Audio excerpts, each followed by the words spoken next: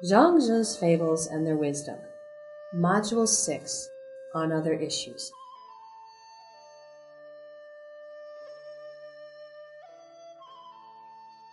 Lesson 3, Acceptance of Death.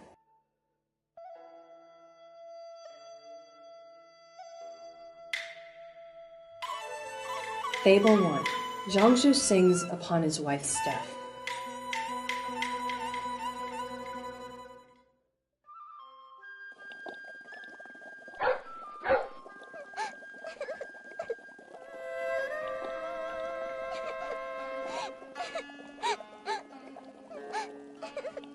My wife passed away yesterday.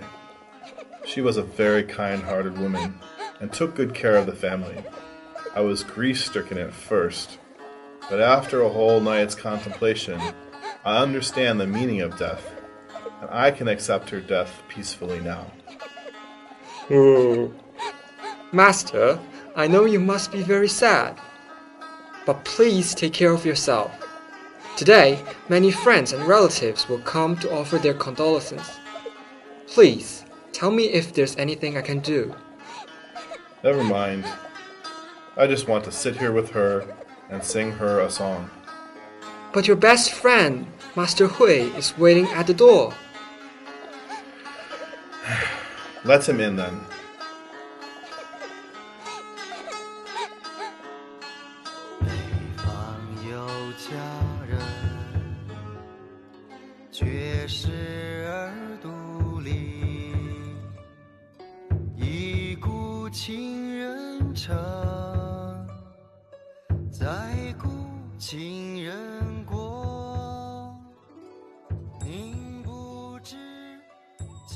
Is it you who are singing? I can't believe it. You and that woman lived as man and wife. You raised children together, grew old together. Now that she's dead, even weeping is not enough. How can you just sit there, with your legs open, drumming on the powder pane, and sing a song? You have gone too far, my friend. That's not how it is. Just after she passed away, I was in grief like any man would be. Then I thought for a whole night.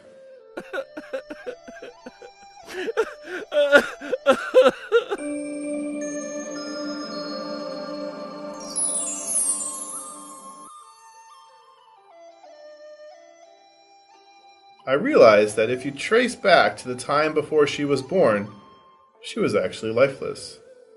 Not only was she lifeless, but she was even formless. And before she took her form, there wasn't even a spirit. Then, somewhere in the chaos, there was a change. A spirit appeared which transformed into a body, and then transformed again into life. And yesterday, her death was merely another transformation.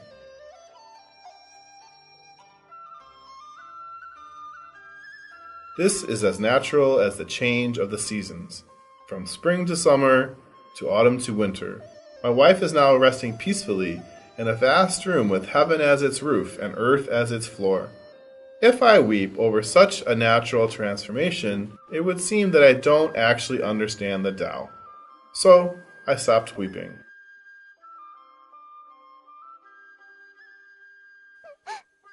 When Zhuangzi's wife died, he sat there, with his legs open, banging on the powder pan and singing. Even his best friend Wei Shi blamed him for his indifference towards his wife's death, in defiance against the common practice of mourning.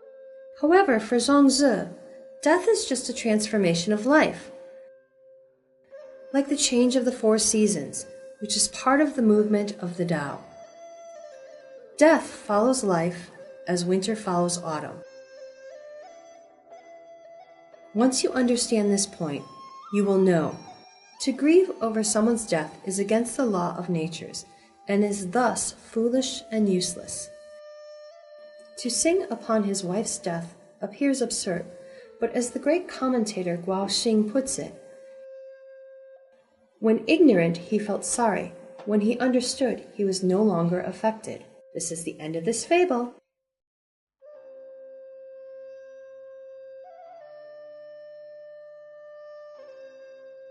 Fable 2, Zhuangzi and the Skull.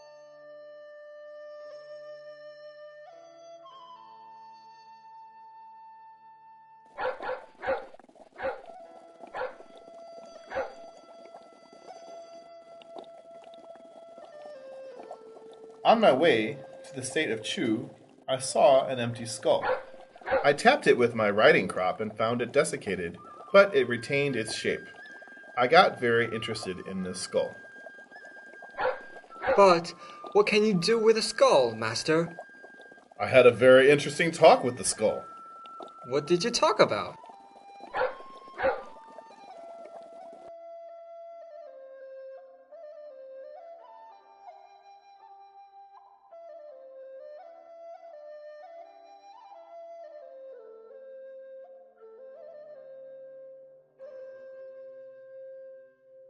Sir, was it some insatiable ambition or disgraceful behavior that brought you to this?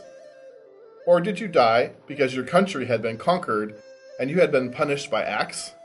Or did you do something evil that disgraced your family, so you committed suicide out of shame? Or were you starved or freezing to death? Or did you die from old age? Anyway, you can serve as a good pillow, and now I am going to sleep here for the night.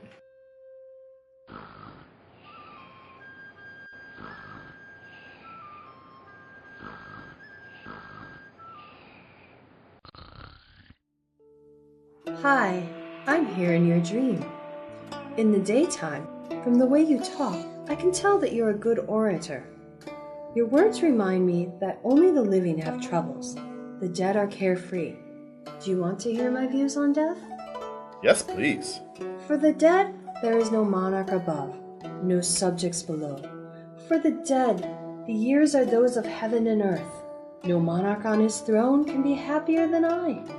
Well, if I could bring the ruler of our destiny to bring you back to life with all your flesh and blood, and also bring back the life of your family members and your village acquaintances, would you like me to do so? I'm happier now than a monarch. Why should I cast away this happiness and undertake again the burden of a human life?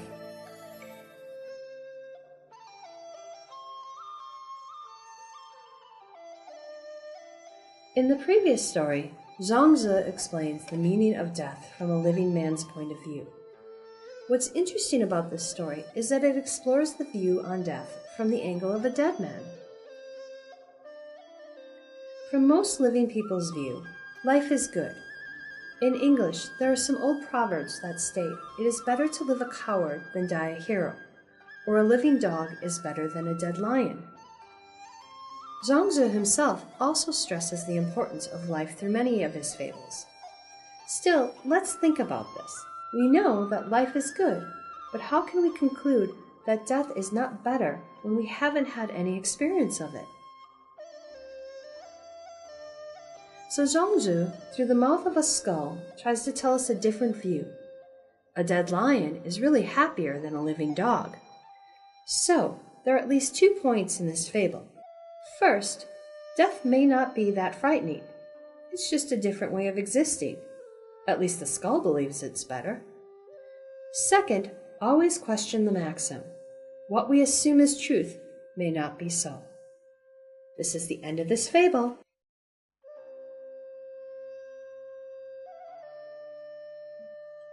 Fable 3. Zhuangzi was about to die.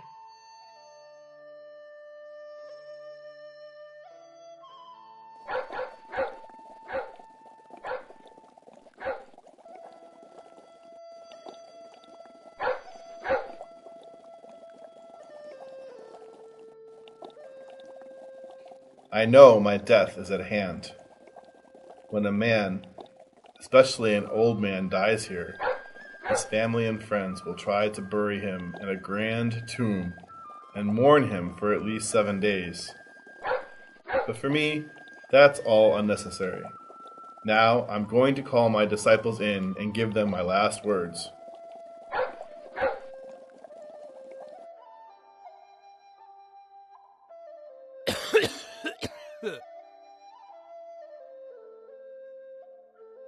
Master, if you have any wishes, please tell us. We will try our best to fulfill it. Remember the time when my wife died. There is no need to be sad. It's just a natural transformation. So please, don't cry. We'll try to give our master the most lavish burial that we can offer. Don't you understand? This is not something that I am expecting. Let me tell you my final wishes.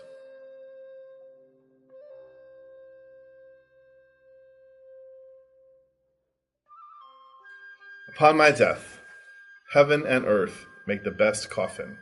The sun and the moon make the best jade discs. The stars and the constellations are the most beautiful pearls and beads. Anything in this world can serve as a parting gift. I have had everything ready for my funeral. What else would I want? But, Master, if we bury you without a coffin, your body will be eaten by the crows and vultures. Above the ground, my body will be the food of crows and vultures. Under the ground, it will be the food of ants and bugs. What prejudice do you have that you wish to take food from the one to give to the other?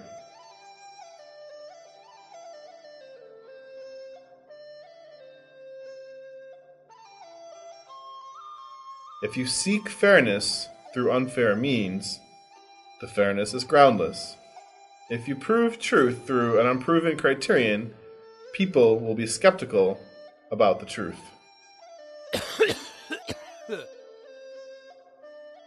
Of course, I don't think that Zhuangzi's disciples will follow his will and throw his body into a field.